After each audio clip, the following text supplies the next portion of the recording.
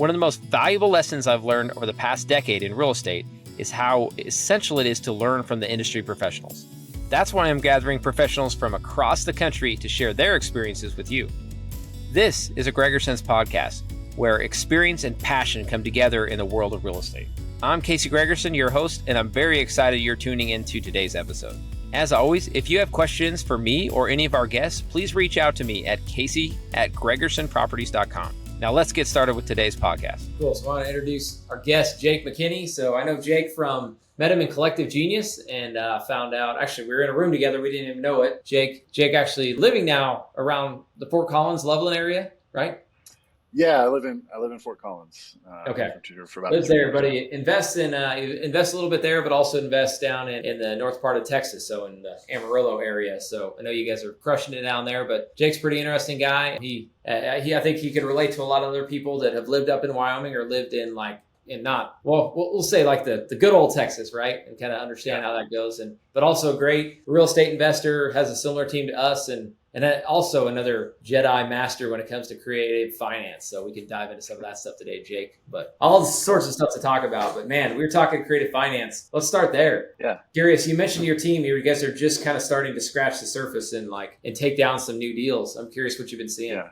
So last year when the market shifted and things got kind of weird and a lot more challenging, we took a step back and thought about, well, is this the business that we really want? Have we created the business that we want? Is what we're doing right now best market fit for where we are? And is it also the best fit for us as a team? And the answer was no to both of those. We had tried to scale a wholesaling company, which was not how I started. I started off as a buy and hold investor and as a flipper and doing creative finance. And then we moved into wholesale later to try to monetize some of our marketing. I didn't start there. And I found that when I was trying to scale a wholesaling company, it really wasn't the right market. It's a pretty small market where we are, and our margins are pretty small on assignment fees. And so some of the other strategies that we were doing, so kind of similar to Wyoming in a way, right? Where you've got some lower price point, more affordable housing, a really good rental market. So we built up a really good rental portfolio, but we were spinning our wheels and wasting a lot of money trying to build a big wholesaling operation. So took a step back and looked at what are all the deals that were the most fun and what were the ones that were most profitable. And it all involved creative finance. So the buying subject to owner financing and then creating wraps and originating notes and selling notes and all of that world to me is just really fun. I love solving these kind of complicated problems, and every deal is a little bit of a one-off. So it's a challenge in a way when you're doing a lot of these complicated creative structures. It's not always a repeatable process. So you can't, it's harder to scale. It really takes some skilled people to look at these deals and to underwrite them and try to come up with creative solutions that work for our sellers. So we just decided that we're not going to scale. We're not trying to create a big, huge company. We're trying to do 5 to 7 deals a month that are creative, mostly wraps. So that's our focus. We'll still do a little bit of other stuff when it makes sense, but we're trying to focus on wraps and originating notes and selling notes these days. Love it. Oh yeah, I can relate to you. Getting on a call and working through a deal and figuring out how can we make this work for both sides. It's a lot more fun than calling and offering somebody 70% of the value of their house, right? Minus repairs, getting yelled at and called. Having the reputation of a lot of the other wholesalers that are just trying to buy low and sell high. You're bringing value, right? You're bringing value to these people that are in a situation, getting them probably the most money they can out of their house, right? Absolutely. Yeah. I mean, there's lots of times we'll pay full retail or even over retail if the terms are favorable for us, and we're able to cash flow that on a wrap on the back. Cool. Well, I'll ask you this one, Jay, because I get it a lot. They're people just can't wrap their head around why would anybody ever sell their house on terms because a lot of people perceive that, hey, nobody's going to want to buy that. Nobody's going to want to get paid over 5 or 10 years. But I'm just curious why it works so well for you guys. Yeah, I don't think it's the perfect fit for all of our sellers, but for some of our sellers, it's absolutely the perfect fit because there's multiple benefits. The main one probably is tax benefits. So a lot of times these are landlords that have been around for a long time. Maybe they've held this house for 20, 30 years. They've completely paid off the underlying note, and their cost basis is extremely low on whatever they bought that house for. So when it comes time to sell the house, the difference between their cost basis price, what they paid for it or what their basis is in it versus what they end up selling it for, they're going to have to pay cap gains on that. And that can be significant. Sometimes you also have appreciation recapture. There's all kinds of things that happen that a lot of sellers don't realize, especially maybe, they were a mom and pop landlord. They had 3 or 4 houses and they were collecting a rent check every month. They don't realize maybe what the negative consequences are of them selling the property. And if we can help educate them about that, we're not CPAs, but we can point them to go where to look for that information. They can get the expert advice they need. And it makes a lot of sense. They'd much rather spread out those taxes over, 20 years. And a lot of times they're surprised to see that the same amount of money that they were netting as a landlord, I can write them a check every month. So they have no work and they're still getting the same amount of income as what they were getting before. So it makes sense for a lot of people. Yeah. Okay. Technical one, Jake. So I'll have these conversations too. And we're talking through this about, hey, we're deferring your capital gains or we're spreading them out. But a lot of times as an investor, we want to keep the payment relatively low, right? And then they are, and like we'll put a balloon, for example, a lot of times we'll put a 5-year balloon or a 10-year balloon on it. But have you found a way that in that 5-year, like let's say we do a deal and we have a 5-year balloon and we're just doing interest only in the meantime to this person selling their house. So they're not going to take capital gains this year, but they would still pay all those capital gains in year 5, right? If we had a big balloon where they paid off the balance. So all that depreciation would just, I guess you kick the can down the road. Is that the selling point? Or have you found a way to where you could really wipe out those, you know what I mean? Because I've also heard last thing I'll say is I've also heard if you keep it under 40,000 per year, like what you pay them out, they're not actually going to be taxed capital gains. But at the same time, I'm not going to be paying them 40,000 a year on the payoff. But right. How would you answer that? I would say 2 things. One, offer a longer balloon. They should want to spread that out over a longer period of time. You can also put something in your promissory note,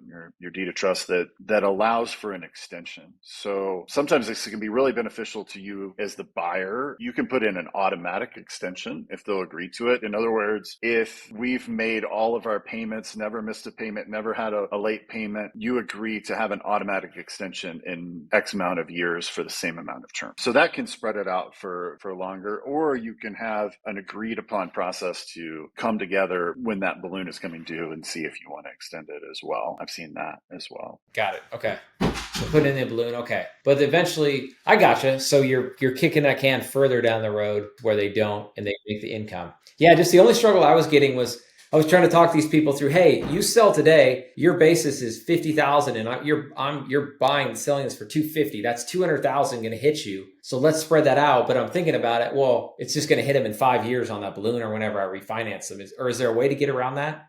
Oh, I see. If you go to refinance, yeah. Yeah. Say I buy them out or sell the property or whatever I do in 5 years or 10, whenever it is. Yeah. So there's a great tool that a lot of people don't know about called substitution of collateral.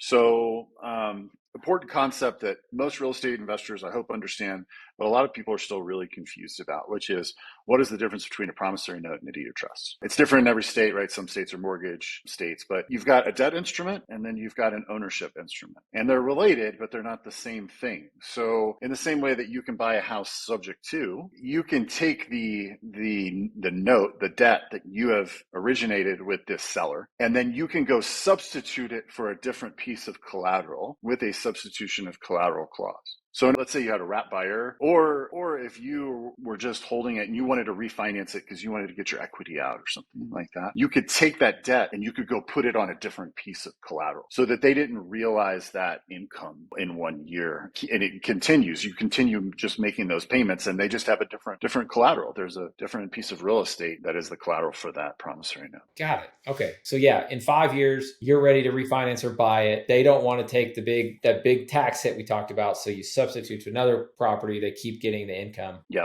it's a win-win, to be honest, because now that seller doesn't realize all of that gain in 1 year, and you continue to have what we'll assume is pretty good terms of debt, right? And you can go take that debt and go put it on a different property. Got it. Yeah, because for a while there, I was thinking I needed to pay these people back. Like if I was really truly saying, hey, in that same scenario where they got 200,000 of potentially capital gains, like I would need to spread that over 30 years, which I guess that's typically what you're saying to do is. Right. But I'm also trying to know, yeah, I guess that's the probably way to do it, right? Because if I am negotiating no interest, I'm just going to spread this out over time. They don't pay capital gains on it. Yeah, I guess so. I didn't want the payment to be too high, right? Because if I make the payment, I want to keep their payment to me to keep the cash flow good on it. Right. But I'm just worried. I was worried at the end of it that they're going to still be in the same situation. If you have another property that's free and clear, then you can do that substitution of collateral. But you got to do it from the beginning. You have to put that clause into the promissory note. Ooh, so okay, into their original. Okay. That permits you to do a substitution of collateral. Got it. Okay. Yeah, makes sense. Because I'm trying to think of like, it seems like the sellers we get, they like creative finance because they don't need all the money now and we can kind of kick the can down the road. And I feel like in our case, that allows us to like get somebody in there, cash flow it, lock it up at today's prices. So that's maybe one seller. And maybe it's a seller too that can't really move it right now in the market, but we'll say, hey, give us a 5-year balloon, let us make payments, right?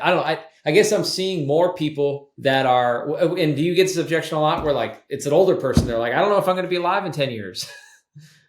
So we do, and I think that's legitimate for some of them. One of the ways that we get around it is most of those old people have family members. And we can say that this is part of your estate planning and you're creating, a legacy for your family. They don't have to deal with the burden of being a landlord. They just get a guaranteed payment every month. And we've had some sellers even approach us with that because that's exactly the problem that they're trying to solve. They've built a portfolio. Maybe they don't have confidence in their children being able to run it, or maybe they know their children just don't have a passion for it and they don't have interest. So it solves a problem for some people, I'm sure. Got it. Yeah. So I should just, those people that don't want to, yeah. Anyway, I just get that objection commonly. They're like, well, I don't want to go 10 years because but yeah, it's like, hey, you could plan this out. And then I guess thinking this all the way through, if they do pass, everything resets on it, right there. And then if the note got paid off, is that right? Or do you have to? You mean you're talking about an adjusted cost basis when someone passes away? Not really, because it's already sold. Right? The value is the value. It's whatever the face value of the note is that they've sold. They don't own the property anymore. So I don't think it's a good question. I've never thought about it before, but I don't think there would be an adjusted cost basis for an owner finance note, right, as opposed to a piece of real estate. Got it. So it's still there. And just thinking when that balloon payment happened, if it happened after they passed, if they would still get taxed on capital gains. Yes, I think they would. I don't know. It's a good question, though. I don't know. Cap gains plus probate. I'm not sure. Yeah, that's all right. I know what you mean. Cool. Hey, another one before we leave creative finance. I like it. Just selfishly asking this: insurance. So how I got this question asked to me today. So let's say that, we go sub 2, we keep the insurance in place. Are you typically just getting added as an additional insured? And then I'm also just wondering, say something catastrophe does happen or roof gets totaled out or there's a fire, kind of how all that happens. So what you recommend in like insuring these properties and also not trying to pull the due on sale clause by notifying the lender that the insurance and all that changes. Yeah, I'm dealing with these issues right now. And we've been buying sub-2s for 3 years now. And so this is the first time that we've run into this issue. And we're working through it and solving it right now of a roof claim with a sub-2. And it is not easy. I would recommend that you make sure you have a good partner in your insurance broker. So for us, we do not leave the seller's policy in place. They keep it in place for about a month and we make sure that deed is transferred and then we come in and we substitute our policy, and the seller is named as additional insured on that policy along with the lender. So our insurance broker basically creates 2 different policies, 2 different EOIs, evidence of insurance, one for kind of us internally and one that we present to the lender that has all the proper additional insured on it and everything. So I will say, I hope if anyone out there is purchasing sub-2s, they have all the proper paperwork, they know what they're doing, they're using a really good title company or closing attorney, and they're getting the things they need, because you especially need a power of attorney, a limited power of attorney to act on the seller's behalf in case of the mortgage and the insurance. So we're going through that right now, trying to get an insurance claim processed, because the insurance company will name the additional insured on the check. So we have a check made out to me, my company, and the mortgage company. And you kind of look at this check, go, how am I going to cash this when the mortgage company does not know that I own the house? So we're working through that right now. I don't have the answer because we're halfway through it, but we know we have all the paperwork we need. We have the limited power of attorney, and we're submitting all of that. Got it. So the limited power of attorney from the original seller allows you to act on their behalf on the property. Correct. Now, I'm not too scared about it because for me, I'm not scared about due on sale clause at all because we have protection against the due on sale with the structure that we create with our wraps. So when we take a sub 2 or a sub 2 seller finance hybrid and we wrap it, when we originate those notes to the end home buyer, we create a first and a second position lien. And the first position lien is a little bit of a guess, but it's generally equal to the unpaid principal balance of the sub 2 in 2 years. So the reason we do that is that in the case of a sub 2 getting called, we have a note that we can go liquidate within a matter of a week. I mean, we have note buyers that will execute on a note in 7 days. And so we can have all of that money back from selling that first position note, and we can go wipe out the due on sale clause. And then we still have our second position note in place that is an equity position and also cash flow for us. And so we can wipe out the underlying sub 2 and move on while still having, equity in the property. Got it. Very interesting. I didn't know about that. And that makes sense. You just pack in, you guys are selling a lot of notes and have those relationships. So yeah, and it's a good note, right? Yeah, and it's going to be a low LTV loan, I'm sure. Exactly. So it's interesting, that whole world, we've gotten into that in the last 9 months where we're really building buyers lists for note buyers. And it's similar to a wholesaling business in a way of building a buyers list and creating relationships and understanding what these different note buyers buy boxes are and what they buy at and always trying to find better buyers who will pay a little bit more. Got it. Ooh, yeah, we should segue there here in just a second. But yeah, so back to the insurance. So that makes sense that you're less worried, because that was one concern I had is, all right, don't mess with the insurance policy once you've closed, because it could just be one thing to call the due on sale, but you're not as worried because if they do call it, I don't know. Have you ever actually even seen it called because you swapped insurances? Yeah, I mean, I've seen due on sale clauses happen and the number one way it happens is because somebody messes up insurance some way. I will tell you, in the years we've been doing this, we've probably made every mistake that you could make under the sun when it comes to doing this, and we've still never had a due on sale. So it's not like it's a nuclear bomb that if you touch it, it's going to explode. It's a little bit more forgiving than that. I don't want people to be careless or reckless. You need to know what you're doing and understand the process and deal with an insurance broker who understands what you're doing and that you're putting insurance on a sub 2 and will write it properly. But people don't have to be so freaked out about it. Got it. Okay. Yeah, I need to go back and change some of mine. Some of them I've just left the insurance in place that was in there when they closed and then try to get myself added or my LLC added as an additional insured. But the risk there is I'm going to have to go through them if something does happen. You're going to have to go through the seller, which is one of the things that we're telling our sellers when we close on a sub 2 is, hey, we're 100% responsible for all of this. You don't have to do anything else. There might be a time when I need to call you for something, but that is extremely rare. You're not going to be responsible for insurance or taxes or anything like that. So got it. And that's where you get that limited power of attorney that allows you to act on there. Okay. Absolutely. Okay. And yeah, I was just doing if we ever went to sell the property, like getting a payoff statement. So it allows you to interact with the mortgage company as well. If there's anything that you need to do with the mortgage company. Got it. Yeah, this is good. These are good. We could keep, I could go really deep on these, but yeah, because there's just all these scenarios. But you answered, I think, Jake, you're like, hey, if something does come up or you guys have ran into a lot of hurdles that do get brought up, and sounds like, yeah, it's just a matter of working through them. Yeah, and just asking questions. And I think it's really important to have specialists on your team. I don't mean internal team, but external teams. So title companies, real estate attorneys, insurance companies. If you're doing any kind of creative finance, you really need to develop those relationships with those people who can guide you along the way in your local area. Well, specifically state. This is all state specific. Every state's going to have different rules and regulations around creative finance. And so develop a relationship with somebody local who's an expert. Cool.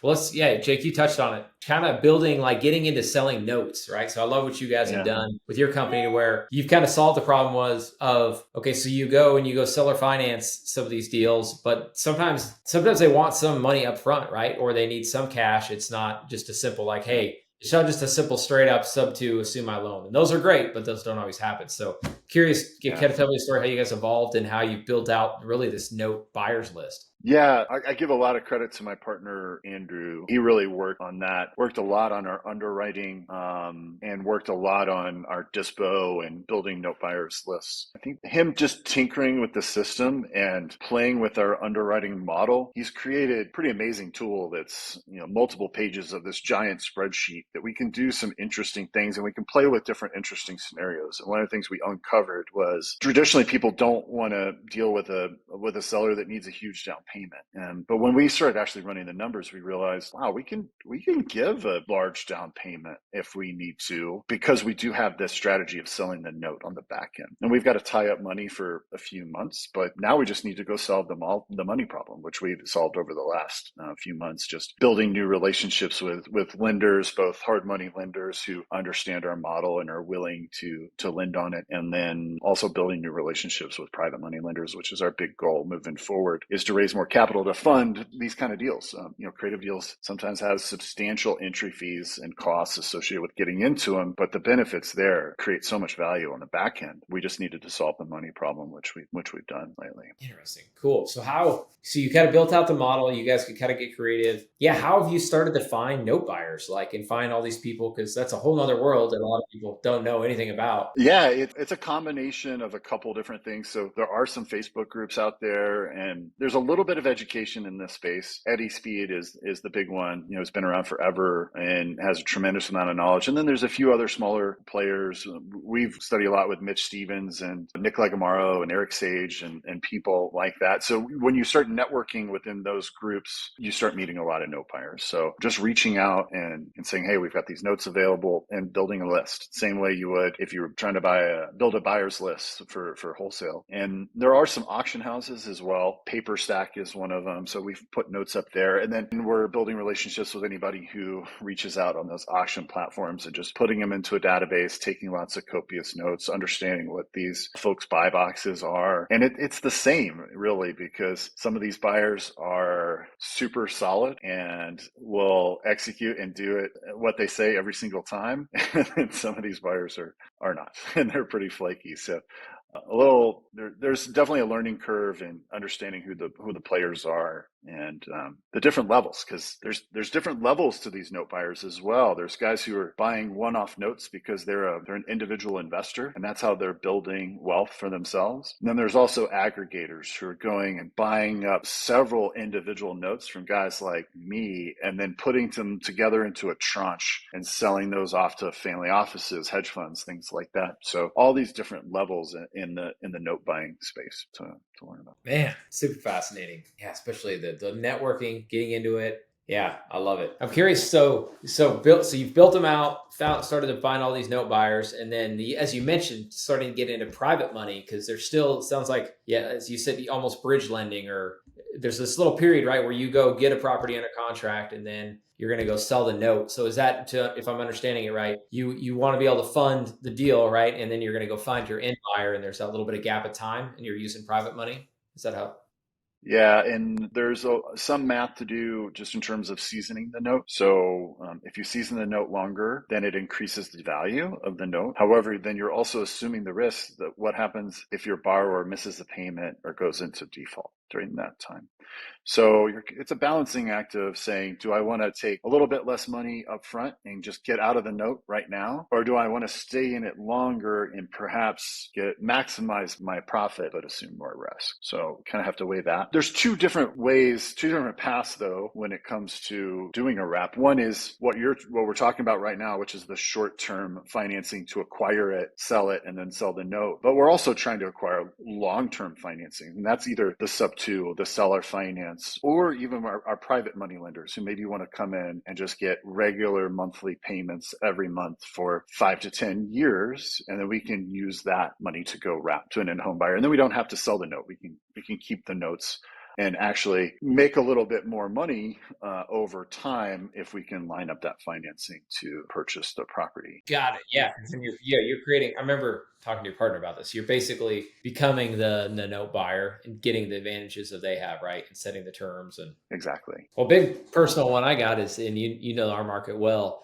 so same, and I'm going to relate it to this, because creating a buyer's list in a place like Wyoming has been a challenge because there's less buyers. So I'm curious, when it comes to note buyers, do you feel like there are going to be less note buyers in a more rural place like Wyoming, or do you feel like it's if the numbers are there, it's not really going to matter? I think it's somewhere right in the middle. So I think you will have a discount on your note. So that's a big, what we talk about is what's the discount on the note. So if the face value of the note is $100,000, somebody comes in and says, I'll give you 70,000. So it's a 30% discount. When you get into more rural areas, oftentimes there is a little bit more of a discount on the value of the note, but there's still going to be a buyer there for it. What they look at is the whole package. Now, some of the big institutional buyers, just like a hedge fund, will have a buy box, and they're not going to buy in certain areas.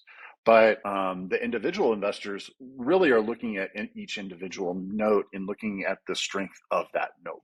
So one of the things we focused on is really putting together a great presentation package for those note buyers. So they have all of the information they need. We're giving them market data. We're giving them comps for the property. We're giving them a full RMLO underwriting package on the borrower. We're looking for quality borrowers who put good down payments and have good credit scores. And all of that adds up. Each one of those little factors gives us a little bit more profit on the note because that note buyer isn't going to discount it. Yeah. No, that makes sense. Yeah, just a little bit of discount, but good to know they're out there. But that is encouraging, right? Because there is kind of almost a limit. Well, I don't know. It's the same finding buyers in Wyoming or rural places, but the note sounds like it's, well, either way, I could see it from I guess an investor's perspective, them owning and flipping a piece of real estate versus a note that is much more protected and less involved. Somebody could do that from long distance, right? A lot easier. Absolutely. Yeah.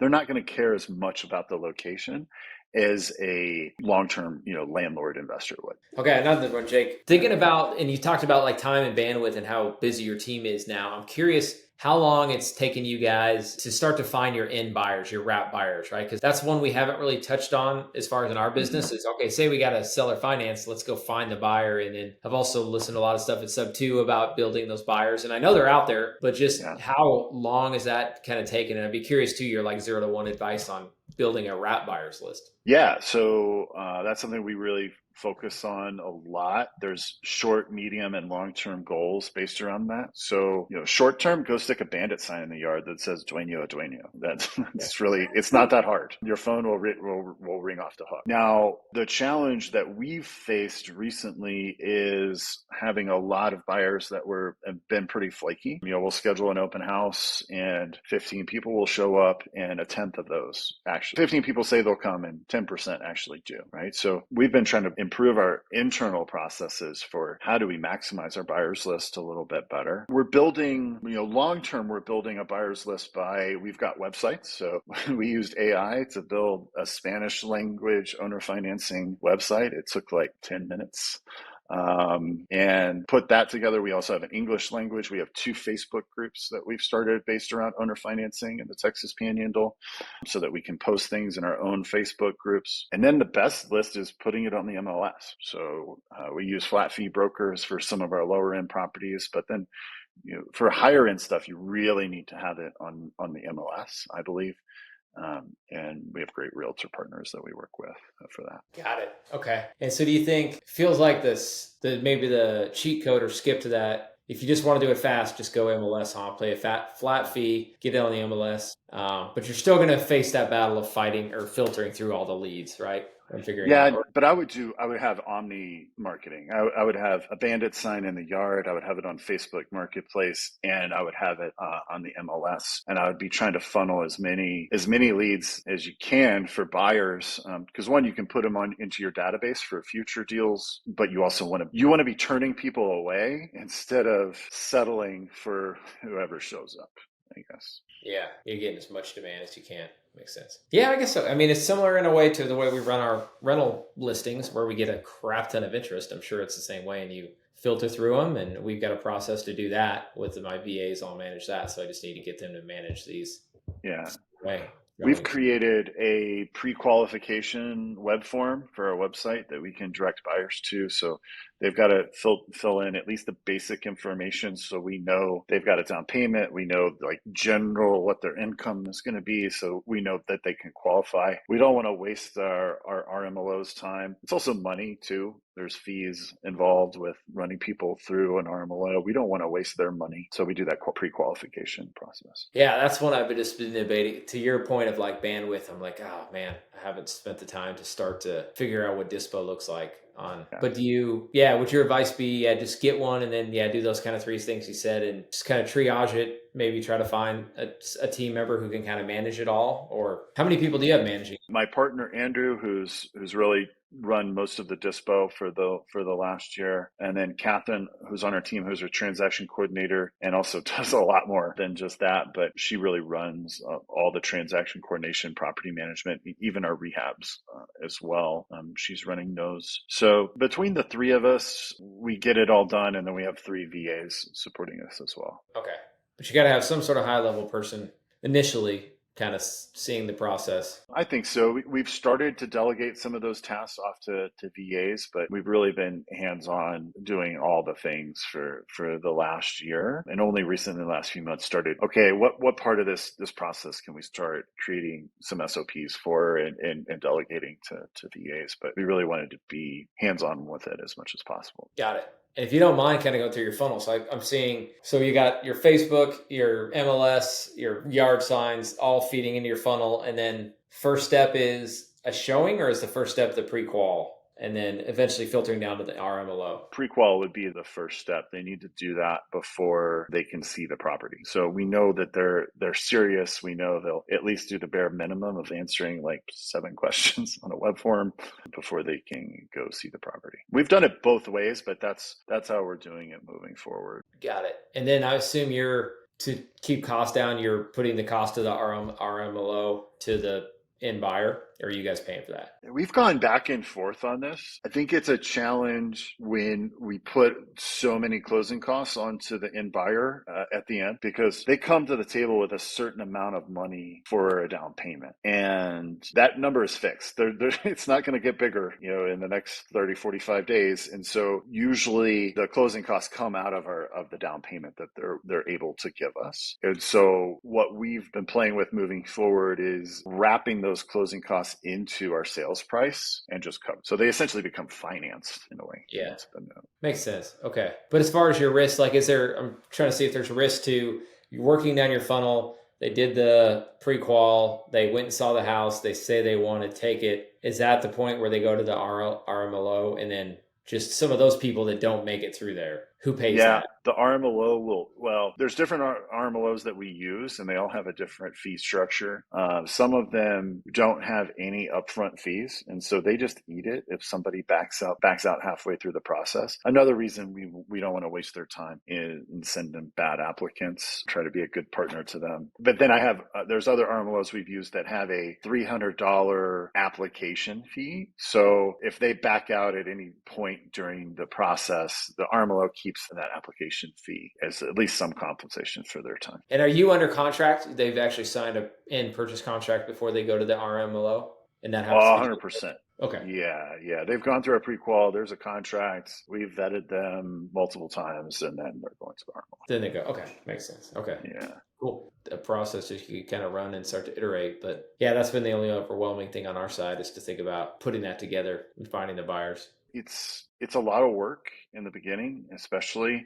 It's time consuming. You can imagine it's the same as having acquisition calls sometimes. If you're dealing with these end buyers, there can be a lot of hand holding and explaining this is the first time they've ever purchased a home. And so a lot of times, and they don't know what they don't know. They don't understand the process. And we really have to hold their hand all the way through it and make them feel assured, because I can almost predict it when they're going to start, kind of freaking out, because it gets stressful. It's a huge deal for them, and it starts getting real and stressful. And so that's a big part of what we do with the in-home buyers is just walking them through the process. Got it. Yeah. And any other best practice, curious, as you mentioned that out loud, best practices to getting them so the people pre-qualified, saw the house, said they want it, sign a contract, or even maybe you're right before you're about to sign a contract, just vetting those people to make, again, if they're coming through Facebook or coming through some of these other channels, to making sure that, is this guy going to be able to close? Any kind of tips you've kind of figured out to I know it's not perfect, but I mean, I think the process is the tip, right? They've got to jump through multiple hoops in order to get to the finish line. And if they falter it anywhere along the line, we can axe them. It's hard because you feel a little bit pot committed and you think, oh, let's try to get this across the finish line. But when the red flags start coming up, you should really pay attention to them because you're signing on to be in a relationship with this person for a very long time. They're going to be your borrower, hopefully, for years and years. If they're already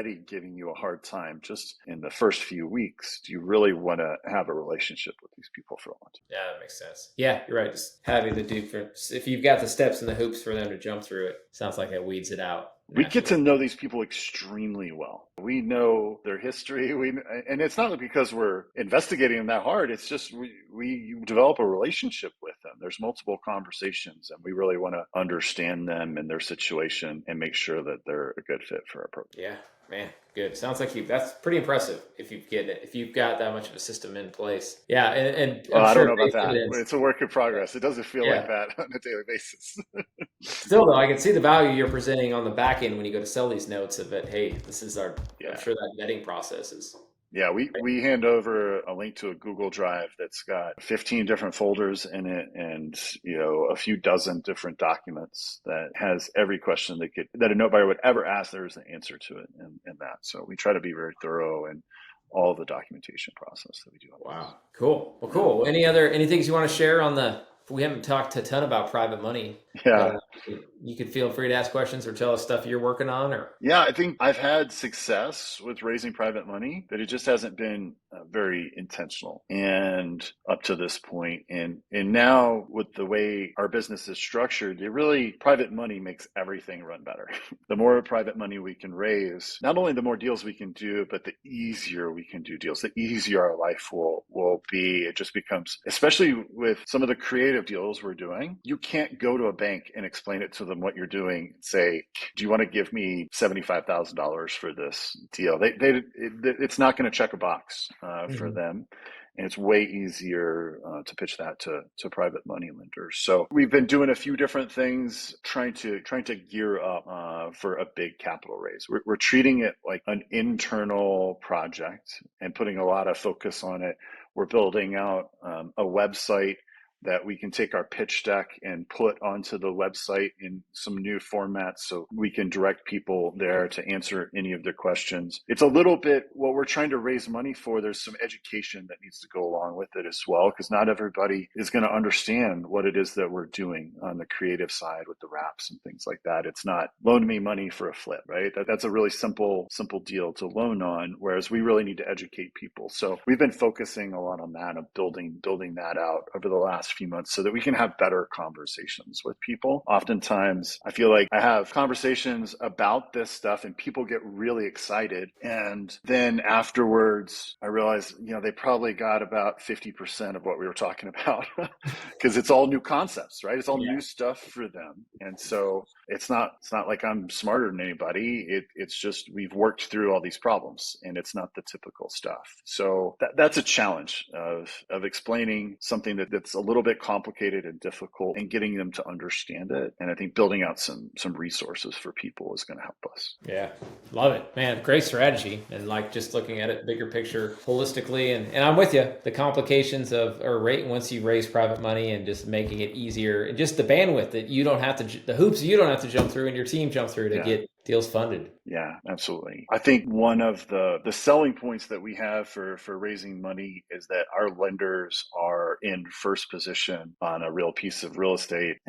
It usually extremely low LTVs. A lot of these some of them are even 30-40% LTV. It's a $200,000 house and we're asking for 50 grand or something like that to get the deal done. And I think I really enjoy having these kind of conversations with people. And so a lot of times the lenders that are attracted to us are people who are really interested in real estate investment and want to learn more, maybe learn about creative finance of what we're doing. And added benefit is that they get to lend on one of our deals and call me whenever they want and ask a million questions. So, which is fun for me too. So Yeah, I we've hear worked you. with a few lenders like that, and it's a fun process. But thinking about that, because you're putting them just to structure that how you would put a private money lender into one of these deals. So walk me through that. Cause I was picturing that like if they're seller financing part of it, they're going to be on the loan, or if there's a sub two in place, they'd be in first position. But Yeah, if there's a sub two in place, then they're definitely in first position.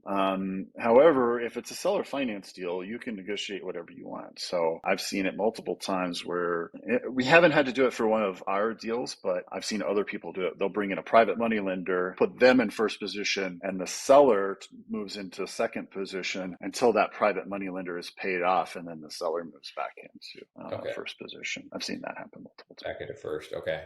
Yeah. That way they're always in first. Okay. And in this, Yeah, sub, I mean, most they're private money lenders would like to be in first position. If they're in second position, it would only be natural that they maybe ask for a little bit more money. yeah. So if it was a sub two one, yeah, you would put them in second and just compensate. Yeah. But you're probably assuming a 2 or 3% rate or something crazy low and blends it all, Yeah. and the numbers will work really well. Those kind of deals, I like to see them work out where the private money loan can be paid off with the cash flow in a couple of years.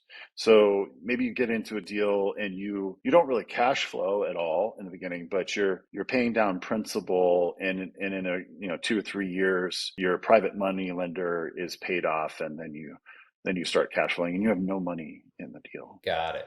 I like it. I remember seeing that stuff. Okay. And on that, and I was just talking, keep going. No, go ahead. Yeah, I was just talking to Sherrod about this with Resimply. We had a private money right before this podcast actually, and we were talking about like first positions and the payoffs. Hold on, I kind of lost it there. We'll come back to it. But anyway, it had to do with paying that down and being, that's what it was. It was like aggregating like everybody together or keeping them separate, right? So on these ones, is your guys' strategy more to put everybody in a single one-off property to where they're first position on a single property and raise money that way? Basically, investor matches up with one property, or are you guys thinking more of a fund, kind of bigger? Yeah, we've always done one property, one note to keep it simple. I could see us starting a fund at some point in the future, and it would essentially be a note fund, right? Let's go raise a couple $1 million and then originate a bunch of notes and put them into a portfolio and guaranteed a preferred return, I guess. But for right now, it's not necessary for us. And I think, I mean, you could speak to this more than me, but I think running a fund is a whole nother thing and another full-time job, really, that requires a whole new skill set. And talking about bandwidth, I do not have the bandwidth to start that right now at all. Yeah, so. I hear you. Makes total sense. Yeah. Cool. Awesome, Jake. Well, what else? What questions you got, man? We haven't talked much marketing or stuff like that. Well, I'm curious what you're seeing in the market in Wyoming and Casper, Sheridan, these towns, because what I'm seeing in the markets that we're in, it's pretty weird. It's kind of schizophrenic right now.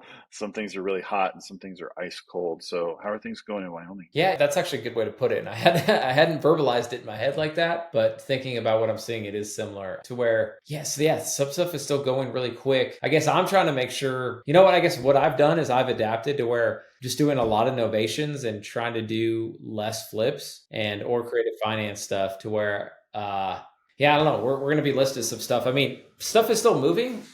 My big question is what's it going to look like in September, October? Because the last couple of years it's been dead, big time dead then. So I'm trying to pivot my strategy. And my other thing is like, that's why I've been picking your brain a lot today. And in terms of bandwidth, I'm just slammed with appointments. We're definitely getting a ton of leads and putting a lot of stuff under contract. But I'm thinking, it's always busy right now in July and June. So I'm thinking fall, when things slow down, it'd be a great time to really start to build out, really go in deep on some of these seller finance ones and try to put together more deals like that. Yeah. And notes and mortgages and we're also incorporating novations into our process as well. It's a little different in that novations, one of the main benefits of novations, which of course is that you can sell to FHA buyers. We don't need that benefit because we're wrapping and we're selling to an home buyer directly. So what we're trying to figure out right now is pivoting our seller finance deals to be essentially a novation, which we don't really have to do a novation. We just need an agreement to market.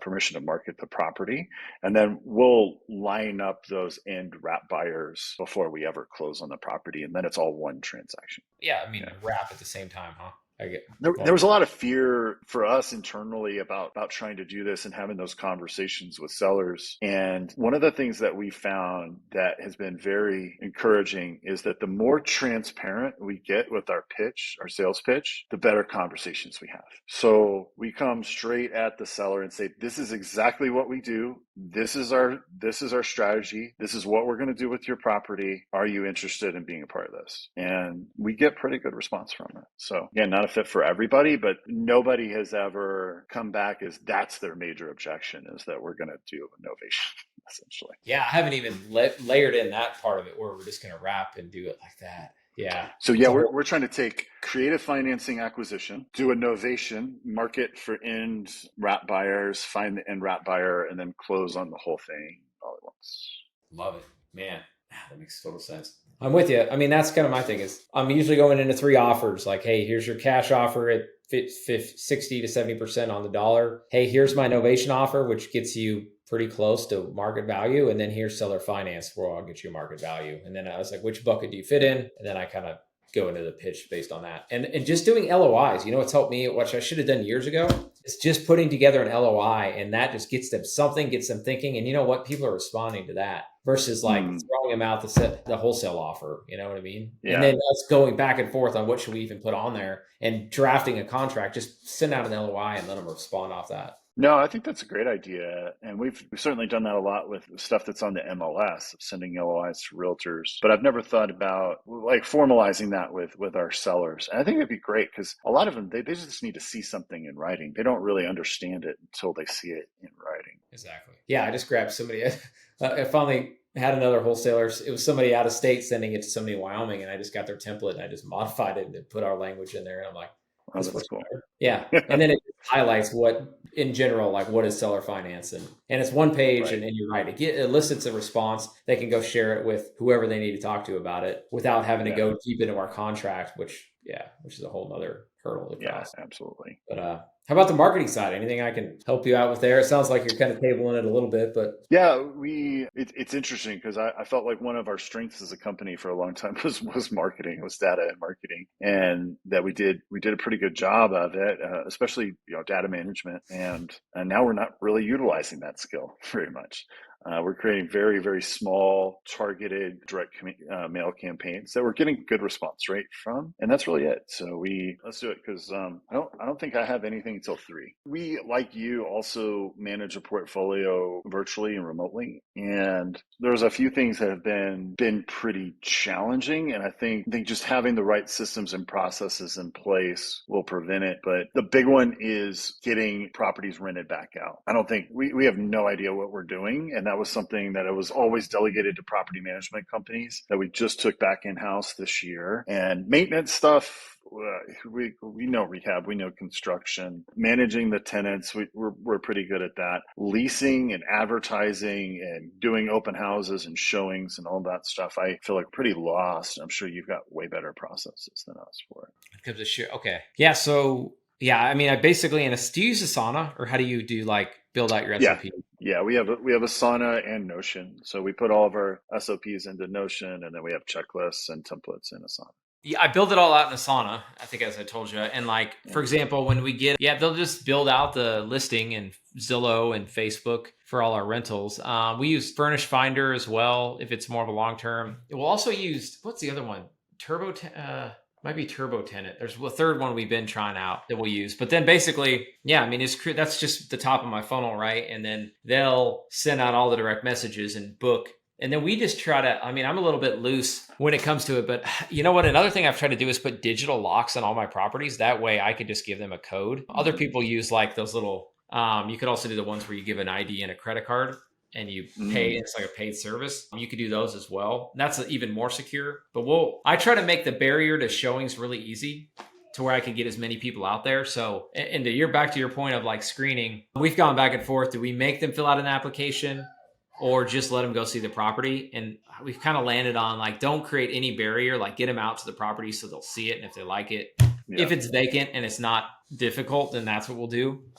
But if we got to like go arrange a showing, then we'll try to get them to apply, especially if I've got to send somebody. But the other thing is like a lot of I put it into my lease that you'll help us show this basically. And a lot of times my tenants will want to help me because I might end their lease, we're in the college towns, like I'll end their lease a month early if they help me find somebody that moves in. But if somebody basically sublease it, but I'll end up starting a new lease, right? So that incentivizes them to help me with showings. And then because I don't really pay anybody to do showings for us. We basically either have a lockbox that my contractor installed or the tenants help us with it. That way we're not having to pay an agent. Wow. Sounds a little scary to me. I'm just afraid somebody would come in and like trash it or steal something or something. But yeah, you haven't had any bad luck yet. I haven't, luckily. And maybe it's a function of our market. And I mean, they're empty. For a while, actually for my ones in Fort Worth, I was putting like a Ring doorbell. That way I could see who kind of came in there and out. But I haven't even done that in the Wyoming places, and it's worked pretty well.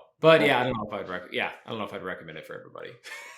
Depending on your market. Well, in Amarillo, we have boots on the ground. In Lubbock, we have boots on the ground, and that's where the majority of our stuff is. So I don't want to wear them out with a million showings, though. So we either need to have a couple open houses a week or do what you're doing and allow more free access. So, and maybe that's it. Use the really cheap and secure one. I mean, it's a little bit more money in the long run. It's just that I forget what they're called, the company that does it, but they put on a lockbox and you have to put your ID and a credit card into there before you go see it. So I think that helps with security. That's a cool idea. Yeah, I've never heard of that one. So I've heard of the code where you can reset the code for every person. So then you would sort of know who had access. But the ID thing, that's a really good idea.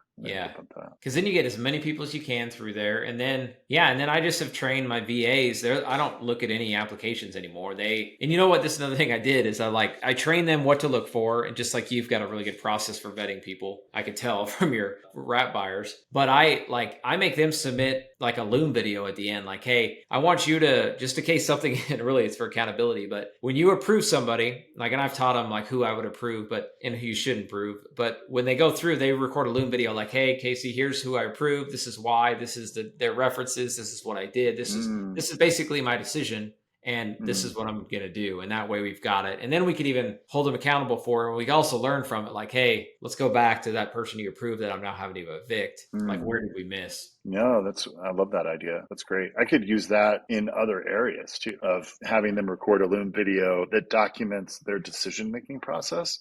Because that's a really hard thing to manage remotely, is a decision-making process. So that's a good point. Yeah, because they wanted, like, they were always asking me, it's like, just make a decision and tell me why you did it. And initially I was approving. I'm like, hey, send me why you want to approve these people. Or if you need to do it, make an exception, because we're pretty fluid, like, and flexible. I try to, like, I understand that there are, and really we mitigate everything with a cosigner or additional deposit. But I rent to obviously college kids all the time that have no rental history, but like they've got to start somewhere, and it's a great risk mitigator with a cosigner. We haven't gotten our butts kicked too bad with it. Yeah. What software are you using for your property management? Buildium. Okay.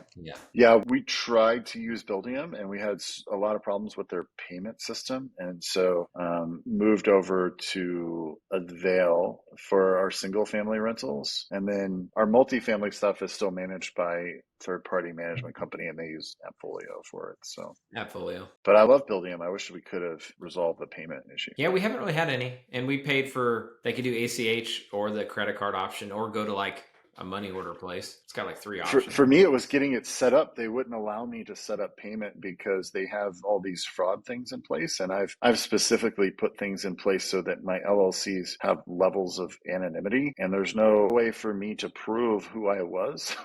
And they wouldn't let me set up their payment system. There was no way around it. They needed a utility bill in the name of my LLC that went to my mailing address. And so there's no such thing. It doesn't exist. Yeah, so essentially.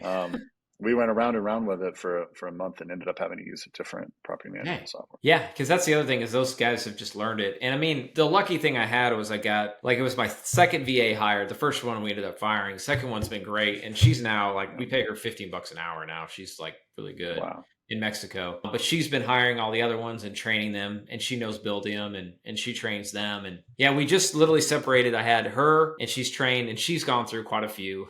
Had quite a bit of turnover, but we've got one that's kind of stuck. When we just bought this other 63 unit we closed on last week, we kind of scaled up for that, knowing that we had one VA and we had Monica, she's the best one, and then another one, Hugo. And then we hired a next one. We figured we'll bring him on to where he can manage the 63 unit because it's its own animal. And we've kind of switched kind of our like priorities to where two of those VAs are each, one's got my portfolio and of like 75 units roughly, but mostly single family houses. And then the other one's the 63 unit and they're managing those two, but they're reporting to the kind of my property manager, I call her, the head person. Got it. And she can manage great. them. Congrats on the new acquisition, by the way. Yeah. Thank you. I should be doing way more. There's a lot. I'll just start to get into helping get that thing up and running. But I'm also just crazy. I'm our only acquisitions manager guy, which has been great. I've been enjoying all the calls and getting really efficient at it, but it's hard. I need to step in and have more calls with sellers and don't seem to have the time. My calendar constantly gets filled in, so I need to be better.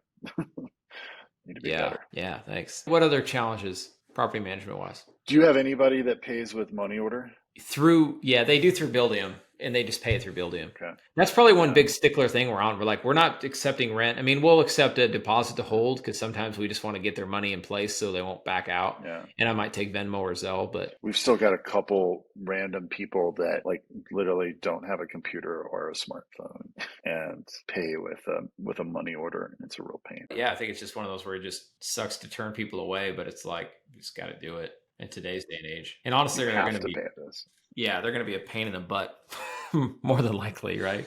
Yeah.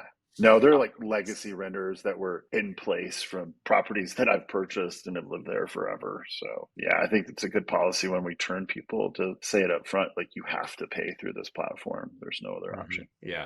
Exactly. And I would think, I guess if they literally don't own a checking account. Yeah, I guess that's the nice thing about Buildium is they've got a way that they can just go down and make a money order and it'll still go through Buildium and track it. Yeah, that's awesome. Cool. Well, I better run. We've been on here for an hour and a half. I got to prep for my next one, but this was great. Thank you so much, Casey. Likewise. No, I'm glad I helped you hopefully at the end, but I'm going to go back and rewatch the first one because I'm not ready to implement it now, but this fall, I think I'm going to a lot of that stuff. I'm happy to help any way I can. Awesome. Cool. All right, Jake. Appreciate it. Okay. Let me know if I can help on the content stuff ever too. Okay. As you may have learned by tuning into this episode of Gregor Sense, the easiest way to make real estate investing hard is by going at it alone. So as you continue learning and seeking knowledge of the industry, I want to encourage you to build relationships with other professionals who are passionate about real estate. Whether that's an agent, a business owner, or a managing investor like myself, there are pros that want to see you succeed and are willing to help you by sharing their experience. You can always reach me by visiting CaseyGregerson.com and scheduling a call. I look forward to connecting with you and continuing to share my experience with you here on Gregor Sense Mobile. Until next time, I'm Casey Gregerson. Thanks for tuning in.